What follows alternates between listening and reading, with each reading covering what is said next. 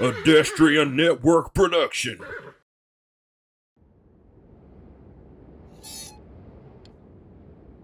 Every day I'm struggling. What? Not again. Not again. Oh no. You stupid little fuck! Little dog. No, you can't kill me in the door. The train not going. Hashtag I did try. Every day I'm struggling. You're listening to The Struggle is Wheel, the premiere Wheel of Struggle fancast. With your hosts, Mr. Matt Internet and Garlips. Wheel of Struggle.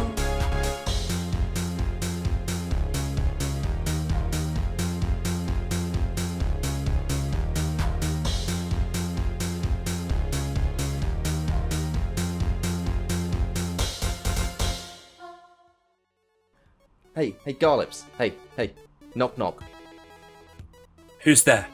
Wheel. Wheel who?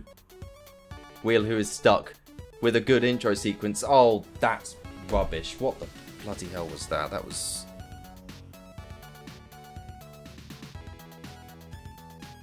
Welcome yet again to the best by default fancast for the Wheel of Struggle.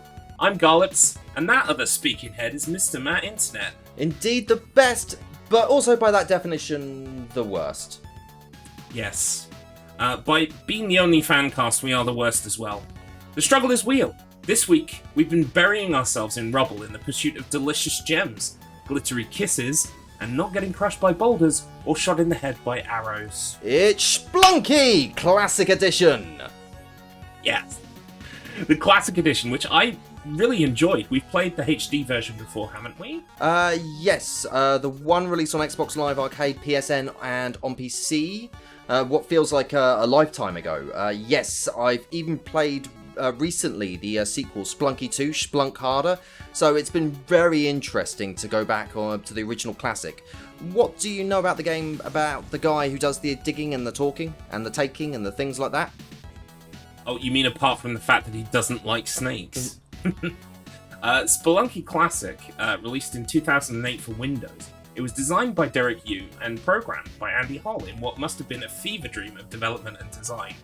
The Mad Lads then went and released it for free online. Oh my, it pretty much spawned an entire genre of roguelikes mixed with platformers. You could almost say it's the dark soul of splunking, if that phrase hadn't been ground down into nothingness. Garlips, how did you get on? I had a wonderful time with Spelunky. I spelunked harder and faster than I ever have before, and I'm satisfied with my performance. Yeah, from watching what you did, yeah, very impressive. You seemed so hype once you actually got to the ice world. Like, you were so delighted to get there. For me, not so much. I had a great time with it, an amazing time with it. However, yeah, I never got to see the ice world. That is a shame. I think the weird thing about Splunky is that I don't know whether to play it fast or whether to end up playing it more reserved. Like, there is a benefit to going fast, there's a benefit of not getting bogged down in the game, like trying to just get through it as quickly as possible. But then there is like the fact that you are limited on things. Like there's a very high risk reward with Splunky. And the fact that the classic version ended up having less items than the original, less items than the HD remake, this is the original, is interesting. It is interesting. So this is really, really weird. Usually I'm a fan of there being more and being bigger and being better, but I actually found, because my history with Spelunky is that I played HD way back in the day when it came out. For a couple of hours. I got frustrated, I got annoyed, I wasn't really into roguelikes at that point, I hadn't really played many of them. And, oh, what do you mean I have to start from the first level? Oh, what do you mean I run out of bombs? I was used to the mollycoddling of other platformers where, you've got infinite of those things. And, you continue from where you left off. But this time, with less items, with a kind of unarguably degraded visual style, although I will argue later that I think I prefer the original classic look. I feel like it actually kind of made the experience even better for me somehow. Maybe it's just that I'm literally a different person since then, because all the cells in my body have been replaced since then. But it's that long ago. I think for me, yeah, I had a whale of a time from start to finish. I feel like even when I died, I didn't get angry. Like, I was enjoying myself, I was having fun, I was learning. And what you said about being fast as opposed to being good, or playing well, is really interesting, because I felt towards the end, I managed to start walking the tightrope. Like, I was doing things with, because I mapped the buttons so that I could have my R trigger as my run button, so I could run, hold left and right, and jump, and do all the other things at once, because, it's on the shoulder. Yeah. And by the end of it, I was realizing that the first few levels, I was just holding down the R trigger the whole time, because, you know what to deal with, you know what's coming, and yet sometimes you will just get unlucky and land on some spikes or something. But, well, another thing as well that I really like about the game is that apparently I was reading about the development, and that Derek, you insisted on the whole destructible terrain. It was a big part of the game. And he said because he'd played other games like that, and the explodable terrain, or destructible terrain, basically meant that you could create your own route through the level that would actually arguably be a safer route. And Spelunky, I think, really does that well. It kind of like toes that line. It's not a coincidence that my best runs involved lots of bombs, because sometimes you're in a situation where you're like, you take a look to the left or to the right, however you're progressing through the level, and you see the absolute nonsense that's just ahead of you. Yetis jumping up and down, man-eating plants, whatever the hell is going on over there, and you're like, or I could just destroy one block here and go drop down. But then there's always the risk that if you drop down, then you could end up you could put yourself in a worse situation if you end up going that route. So it's very fascinating the way that the game works like that, the massive risk reward of it. I think, to your point of like mollycoddling, I think that's more of a case of the game design. Like, if you come up to a door that's locked, your mind goes, right, there's going to be a key somewhere very nearby. Like, the key for this door is going to be somewhere either in an adjacent room or in this room, hidden in a pot or a box or a chest or something like that. Splunky just basically goes, hey, you know what? There could be a key. There probably is a key. Try and find the key. Or in some cases, oh, you want to gain access to this? Well, I hope you picked up that thing about 6 levels ago, because otherwise you're not getting in. And it's like, that's like, it's a very interesting thing that I don't think roguelikes were really around when we first started gaming, like, 30 years ago. So roguelikes were something that really came along much later. I mean, they are very much an extension of like adventure games and RPGs, but with very much a focus on your progress is lost, you've made very minimal permanent gains, but you've got to start all over again. And I think that's it's a very different style of game design that I think our generation has had to really sort of understand and get used to, because it's not like anything we've had before. They also tend to be quite difficult on the whole, I would say, and that's because when you create these gameplay systems, like we previously, like we were saying, we're so used to kind of handcrafted, intended linear, paths that have been created for us. When you create something where you can just go in any direction, do anything, you kind of, I think that's probably where the introduction of the difficulty comes in, because you need something that creates an enjoyable, repeatable experience for the player. And, if it's very easy to complete the game, there's no reason to go back and see if, you could get a better, like, loadout or level or what have you. But when it's difficult, I say difficult. It was difficult, but at the same time, I feel like games like this, especially other games that do have handcrafted levels like Super Meat Boy or N++, I feel like you have to make sure that when I die, that I feel like it was my fault. At the very least, if not every time, at least 90% of the time. Occasionally, something will just happen that's completely out of the blue, and you're left gobsmacked, and that makes for a great clip for the wheel. Or you botched and you ended up blaming your controller.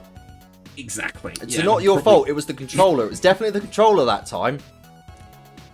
my poor Series X controller. It's like I'm the pinnacle of perfection. I'm like it's not my issue. It's a skill issue. I promise.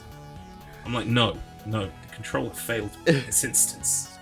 It obviously it just stopped working for a microsecond there, and it just threw me off completely. That was it. Don't you think you have something to say to the people at home? Xbox Series S controller. Oh, I'm sorry. What you've got the lovely one as well. You've got the actual really nice like. I had to get the purple one. Yeah, the space purple one. I so wanted that one. That was such a nice one. It's my colours. Oh. You know, at the risk of quoting misquoting a famous anime manga meme at the moment, it was made for me. It was made for me. Right, so Splunky, I think on the whole we both had a good time with the game. I think we both enjoyed it far more than I think either of us were expecting. Like, I don't think you went into this thinking that this was going to be a good time. I remember playing the original. I remember playing the HD version back in the day and getting annoyed. And so I thought, well, it's going to be a repeat of that. But it didn't happen this time. And I was just waiting for the, spoilers for the future, everybody. But I completed my Forgotten round this week, and we'll talk about it in a further subsequent program. But that game had 10 minutes in, I was feeling the shit. This is annoying. This is bad. I'm having a bad time. That never clicked in with Spelunky, and I was waiting for it. I was expecting it, and it didn't come.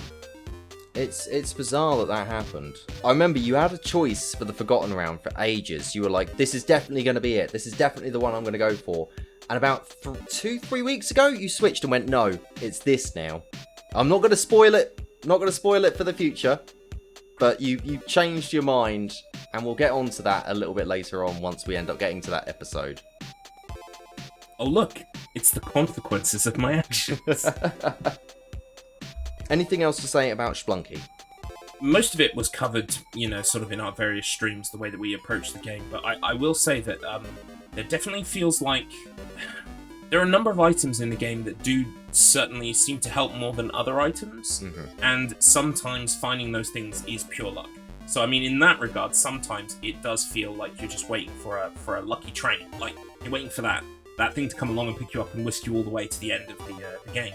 My best runs always involved the compass, so that I could see where the ending was, and they usually involved either the jetpack or the cape, so that I could control my descent in a really slow way, so that I could see what was below me, especially in those ice levels. The only reason that I managed to clear Ice World and get to the start of the next world was because I could just, float down from a platform very slowly, and I know where the exit is. Could it not be argued that on the runs where you didn't get the items that you needed, that meant that you had to practice with other core mechanics of the game? You had to end up learning what you were doing in other situations, in other scenarios, like how do I end up using these ropes? How do I use the bombs? How do I end up looking around like this? But on the runs where you don't get all the optimal gear that you're expecting, it's nice to practice the other elements that you've got of the game. I've played a lot of roguelikes. Some of my favourites are things like Undermine, obviously Hades, Neon Abyss. Those are all really fun. They're all very different roguelikes, but they've all got a DNA that's been splashed on them by Splunky. It's been splunked everywhere. It has been splunked everywhere. It's splunked all over the place. Have you noticed the theme yet, dear viewer? There's a theme to today's episode. There is. There's a lot of Splunky going around. It's just Splunky all up the walls. It is. It's wall-to-wall Splunky. But just to return to your previous point before that point, I do agree absolutely 100%. When you don't get those lucky items, or the thing that you know is useful and helpful, you do have to improvise. You do have to adapt. It's basically, we had 5 hours of school. It was Splunky school, and we had to just learn. And sometimes you don't get the good Splunk. You get something that's not not good, and then you know, but you had to work with it. You had to work with it. Sometimes you will get curdled Splunky. Instead of the rich, you know, thick, creamy Splunky that we're hoping for, you instead get that curdled Splunky. And it's just, it's horrible. It's like you're trying to clear it out. It's all over the drains. It's just, it's horrible. Sorry, my work ended up getting a new coffee, like, tap. It's literally a tap and it dispenses coffee. But unfortunately, the milk dispenser on it went wrong, and it just ended up causing this curdled mess all over the sides. It got all over my hands. It was horrible. Anyways, I'm going off the topic now. Well, I think you incorporated it rather well with the whole analogy that now I can't get out of my head. Excellent. Can't Get You Out of My Head by Kylie Minogue. That is a song. Right. But Garlips, what are some of your favourite roguelikes, by the way? I don't know how familiar you are with roguelikes. That's actually a really good question. So I don't usually play these kinds of games. I haven't in the past to any great extent. So that's why it's another reason why I enjoy the wheel, because the wheel makes me play things that I wouldn't usually choose to play in the first place. But I suppose you could say outside of your wheelhouse? Yes, you could say that, in fact. And do you know what's even better?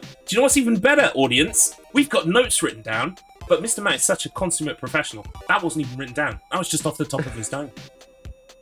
Jeez. Tremendous. Off the top of my dome, and I rock the microphone.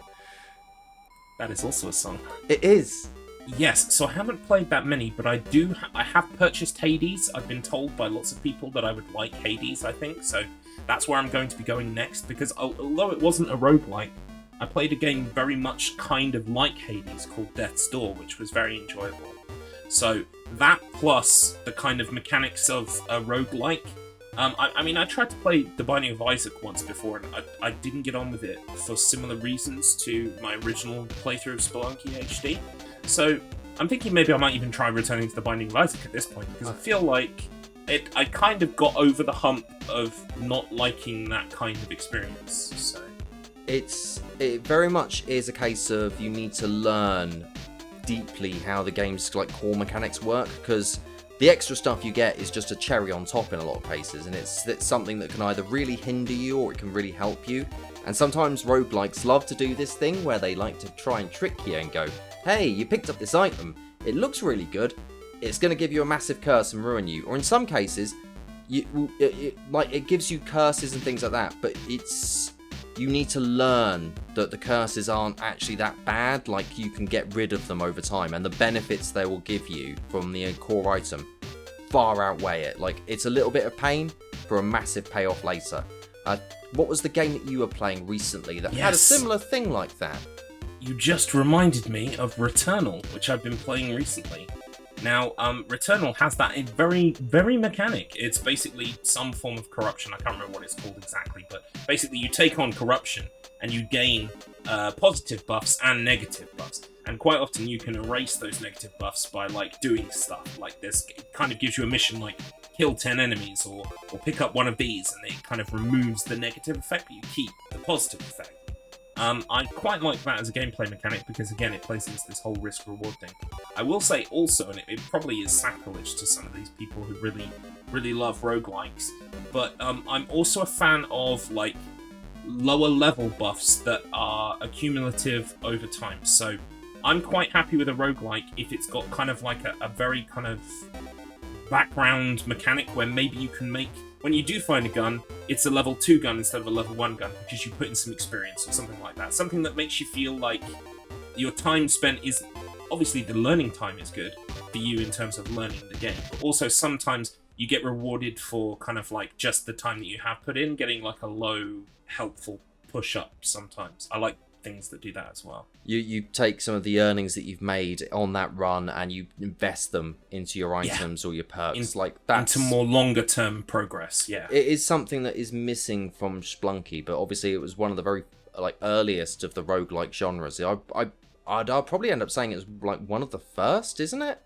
Like, that style of gameplay of roguelike has not been seen before, really, Splunky, except for like certain adventure games that sort of had something that was similar, but not really quite the same. Like, you weren't starting over and over and over again, like, but the equipment you get would be randomized. So Spelunky is definitely the first game in my memory that I ever played that was kind of a roguelike, I think. Unless the Binding of Isaac was first, but I don't think it was. No, Splunky was definitely before the Binding of Isaac. There you go, then. I do think it's... Well, we were reading during our research, because we do research, it's not just dick jokes. We also read that Splunky is... Wait, is it all just dick jokes? Shh. Anyway, the point is, we read during our research that Spelunky is hugely influential in that kind of genre. So I would imagine it must have been one of the first, biggest, brightest... At the vanguard of the genre to become so influential in the way that it has been. And it didn't have any of the like core upgrades or anything like that sort of stayed over the runs. The only thing you could get was the shortcuts. Yes. So you could, which for the purposes of this challenge we weren't allowed to use. But yes, the shortcuts is an example of what I'm talking about. That kind of like just it makes it a bit. It means if you want to practice Iceworld, you haven't got to bust the gut getting back to Iceworld. You can kind of just go to Iceworld for a while and practice Iceworld. Then try and do your whole game run kind of thing, you know? At the end of all of this, do you know what I really wish? I wish I had had an additional stream because I didn't get the full time in there. So I would have been curious to see how much further I would have gone with a little bit of extra time, like beyond my usual. I think you could have made it because you made it. Did you make it to Zone 2? I made it to Zone 2, 3? like late Zone 2 I was getting up to. Like by the ends of them I was getting quite far in, but not quite getting into 3 yet. Yeah, I think that kind of mirrors my progress. And it's a testament to the 5 hours and if you can stick it out because I think for me I got to my furthest progress, which was I think it's Zone 4. It's the one before the boss, or a couple. It's the world the boss takes place in. I got there at 3 hours 50. So I mean, if you had still been playing, maybe you could have made that same kind of progress. I think, Mr. Matt, we're gonna have to sit down and like literally physically bang our heads together and work out a way for you in season 5 to get your full streams in, somehow, some way. Because I feel like you're holding yourself back. I need to get my like weekly rota sorted out. Yeah, to be fair, you have a lot of responsibilities and stuff. So yeah, that makes total sense. But we got to try. Because I feel like if you just get the whole load in, then there's going to be Splunky everywhere. There is going to be it's going to be an absolute mess of Splunky fun for everyone. You're like, everyone's going to enjoy the Splunky fun. Anyways, I love my job. Do you want to introduce us to those wonderful, wonderful leaderboards for Splunky? Yes, it's time again to become the Professional Analysts. Oh my goodness, I don't think that is quite how that's said, isn't it, Garlips? It's how you said it last week. I'm just following your lead. Well, I'm just saying, right? I don't think that's quite right, but you know, well, we'll see what happens next week, shall we? Have you on videotape saying that? So, in number 1, we've got Fuchsia, who completed it in a time of 54 minutes and 36 seconds. They subbed it. They succeeded in it. Second, we have Love and Floofin, who completed the game also in a time of 1 hour, 53 and 21 seconds. And in third place, proving that gods do bleed, it's Markman59, who reached the final boss but was not able to finish them off in a time of 4 hours and 26 minutes and 56 milliseconds. Only reached the final boss. Only reached it. In fourth place is some dumbass called Garlips, who reached Zone 4 in a time of 3 hours, 50 minutes and 19 seconds. And number 5, we've got Hextree, who reached Zone 3 in 2 hours and 10 minutes with 13 seconds. Following closely behind is 6th place Return of Octobot, who reached Zone 3 in a time of 3 hours, 17 minutes and 27 seconds. It's Ant-Man and the Wasp in Quantum P1 Mania, who reached Zone 3 in 4 hours and 26 and 12 seconds, coming in at 7th place. In 8th place, we have someone who Mr. Matt always describes as Kyloran, but it looks to be spelled Kylorian. So I'm just going to go out here and say Kylorian, because then we've covered both bases. Kylorian, has reached Zone 2 with a time of 8 minutes and 30 seconds. That peaked quite early there. In 9th place, it's Kythias, who reached Zone 2 in a wonderful time of 13 minutes and 10 seconds. In 10th place, we have Mr. Matt Internet, who reached Zone 2 in a time of 16 minutes and 50 seconds. Good effort. With 11th place, Tater84, who reached Zone 2 in a time of 32 minutes and 42 seconds. No burnt taters there. In 12th place, we have Tom the Wizard, who reached Zone 2 with a time of 58 minutes and 33 seconds. 13th place, unlucky for some, but in this case, our cup floweth over. We've got Full Cup, who reached Zone 2 in a time of 1 hour, 5 minutes and 26 seconds. In 14th place, we have Decky F, who reached Zone 2 with a time of 1 hour and 10 minutes precisely. In 15th place, we've got Stormfeather, who reached Zone 2 with a time of 1 hour, 19 minutes and 41 seconds. Coming up in 16th place, but in no means last place because he's king of our hearts, 16-bit Hyper Turbo, who reached Zone 2 with a time of 5 hours. I have a sneaky suspicion there might be a little bit of something wrong there. I don't think he was quite 16 5 hours there. Like I have a sneaky suspicion. I'm not quite sure what happened there, unless he literally as the time ticked over he reached Zone 2, which I find hard to believe. It's probably maybe a timing malfunction or something. I'm not sure. Or he probably just went, fuck this, and threw the light stick over. No. He saved that for Street Fighter 2. Love you, 16-bit. He struggled. I can see why he picked Street Fighter 2. Like, I knew exactly why he picked Street Fighter 2. It's like, yeah, that makes complete sense. However, he fell into the same trap that I did, which is, it's Street Fighter 2, not Super Street Fighter 2, which is a much better game. I also kind of fell into that trap when I decided to go with MGS VR missions. I thought, oh yeah, I'm good at MGS. MGS is not MGS VR missions. Spoilers, man! Spoilers! I'm spoiling future episodes again, aren't I? We're in the leaderboard talk right now. Everything's topsy-turvy. We shouldn't even be talking about it. No! Why? Why are we doing this to ourselves? Look, we're just aborting. Next feature. But what does that mean for the season leaderboards? In our pursuit to deliver you the highest quality fancast, we take you over now to the Axle.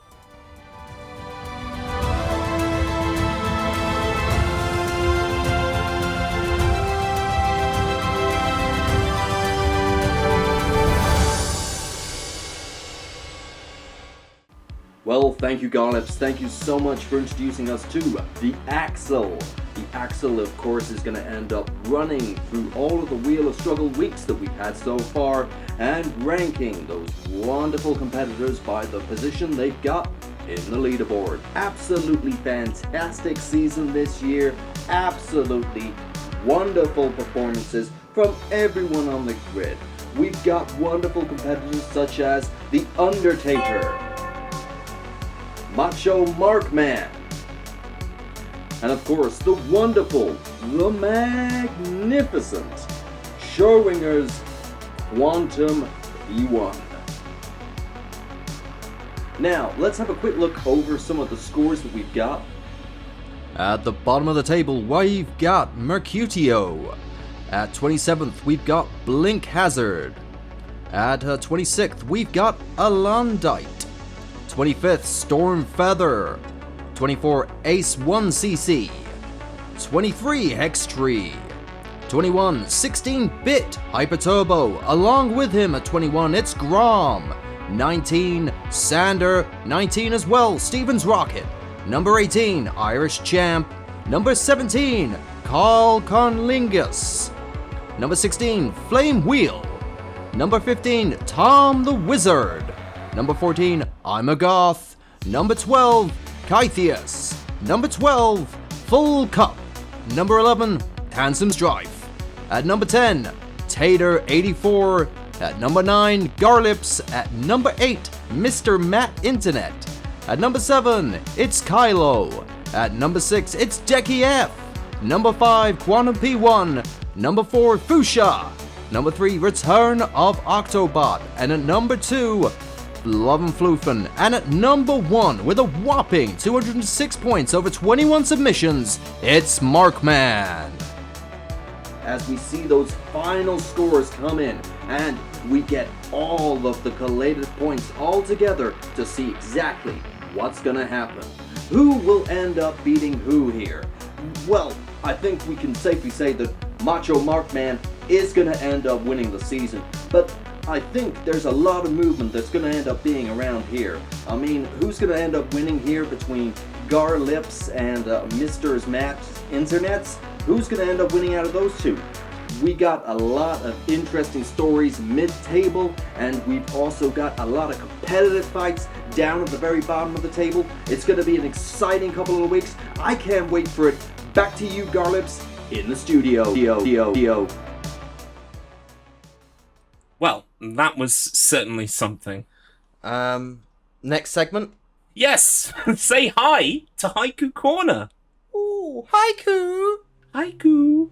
Hello, welcome to Haiku Corner. Take a second to just breathe. Say the word namaste a lot, I believe that helps. And then just, let the overwhelming calmness of the leaves fluttering by just gently ease your soul until you splunk. You feel centered now, Mr. Matt? Oh, I feel very centered, mate. I feel very centered indeed. Fantastic. We're going to break with tradition today, and I'm going to go first. So, I've prepared, as always, a double stanza, because, I never know when to adhere to the rules. Here is my delightful Splunky haiku. Splunk all cautious-like. Used the very slight movements. Brought enough bombs? Nope. Save babe, or save treasure. By the compass and the cape, I descend to victory. I had to go with victory there because 4th place was too many syllables. Couldn't you just gone with 4th? I descend to 4th. There we go. Jobs are good, isn't it, mate? Jobs are good. Right. So, this poetry stuff, yeah? Right, let's give it a crack, yeah, shall we? Right. Exploring caves deep. Traps and treasures to be found. Splunky awaits. Yours are always... They've got a touch of the mysterious about them. Oh, what do you mean by mysterious? Thought-provoking, deep. I mean, they're not all about buttholes as well, which I appreciate. What, you're bringing up the fact that on my first one I ended up mentioning a butthole, didn't you? It's rarely left my thoughts since then, and it's been 3 weeks now. Oh my goodness. It's an epitaph contender. I might just get it on the old headstone. Butthole will never leave my mind. I don't know why I said mind like that, mind. There's a typo on the gravestone. The butthole will never leave my mind. Edible butthole. Oh, that's the worst butthole I've ever seen. 4 out of 10. It looks like some tissue paper that's been scrunched up and it's been kicked down the road. I mean, this is the true poetry. This is what you really tune in for. I mean, it's in character, it's in accent, it's perfect. It's Keats, like, maximum.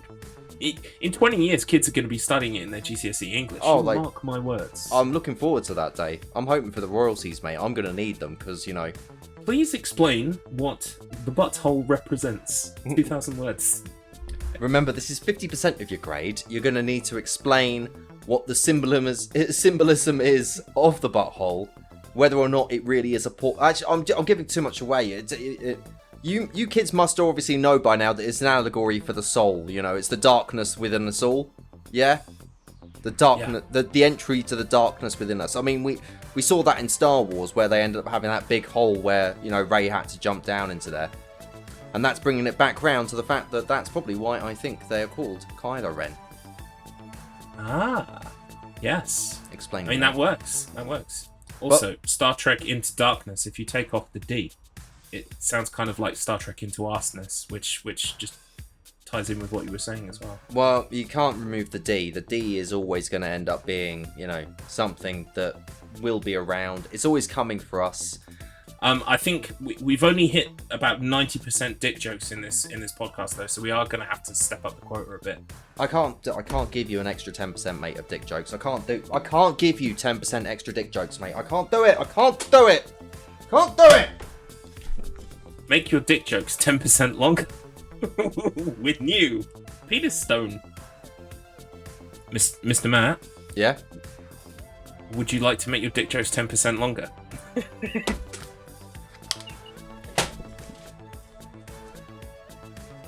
Okay, the coast is clear.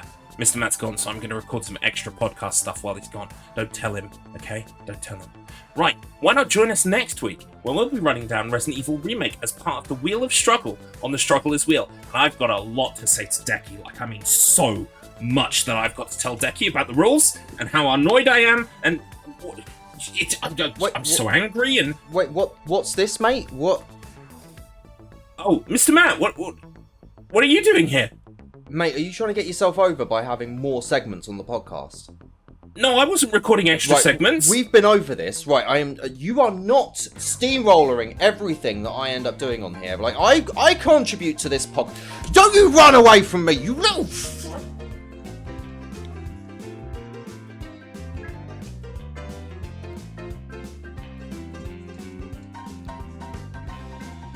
See you next week. Bye for now. Every day I'm struggling.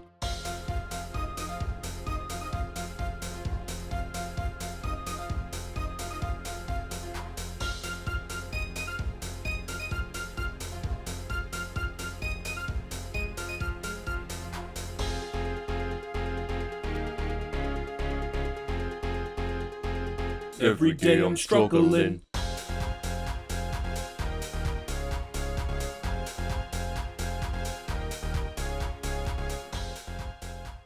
Next up, we have Mr. Matt Internet in 10th place, who reached Zone 2 with a time of 32 seconds and 42 minutes. Good effort. 32 seconds? 42 seconds. Did I say 32? You said 32 seconds. I mean, I botched it earlier and I ended up saying that Markman had 56 milliseconds. Oh, I am you- reading Tater. Tater. I'm reading Tater. Okay. In 10th place, we have Mr. Matt Internet, who reached Zone 2 in a time of 16 minutes and 50 seconds. Good effort. Thank you, Muchly. And the total amount of takes that we've had so far are 11th, which ends up lining up with 11th place Tater84, who reached Zone 2 in a time of 32 minutes and 42 seconds. In 14th place, we have the Resident Evil rule ruiner, Decky F, who reached Zone 2. Maybe I'll put that at the end. Love you, Yeah. Decky. Hate you, Decky. Love you. And in 15th place, it's Stormfeather, who reached Zone 2 with a time of 1 hour, 19 minutes and 41 seconds. Actually, I should probably end up also saying that he could be, instead of Stormfeather, Saltfeather, for how salty Garlips was for the previous entry. Although Stormfeather is a she, but yes, apart from that, the joke stands. Bollocks, I'll just redo that then. There we go, we can put that at the end as well. There you go, Garlips. There you go, mate. Boy. Beautiful. Jobs are good in. Oh, hey, Garlips, how you doing, mate? I haven't seen you here before. Hi, Mr. Matt. Yeah, what are you- am I supposed to be reading a script right now? I think so. I don't know what's going on anymore, mate. We're recording more fluff for the end. That's what we're doing right now. Oh, wonderful. Everyone loves a cheeky bit of Um, fluff. Would you like to make your dick jokes 10% longer?